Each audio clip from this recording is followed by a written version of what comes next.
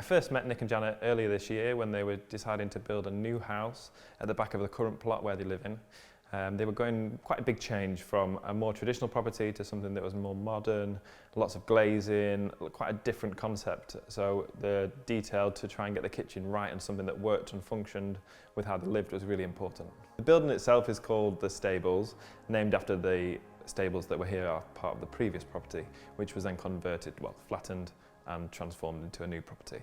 That idea was transformed throughout the house, so the kind of industrial element mixed with a modern feel was an idea to keep continuous throughout the property. So the exposed beams, the more kind of effect of concrete floors and the industrial work surface was quite important to bring in something that tied together with what the property previously was. I think when you're working with a traditional design and in comparison to a modern design, there's quite a lot of different aspects.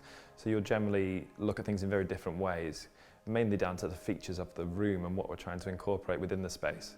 Trying to bring in something which had ties to an old building that then had a very modern feel is a really nice concept, and I think when done well looks fantastic. The concept of the kitchen was something that we were involved in from the get-go, from the architect's plans. We worked on some ideas, different layouts, different proposals, options without islands. We played around with ideas for the utility room, the connection between the kitchen and the dining area. We landed on the idea of connecting the kitchen through to the open plan living with a connected bar area in the same materials, as well as a media unit opposite the kitchen to really tie the space together and connect it to the living space.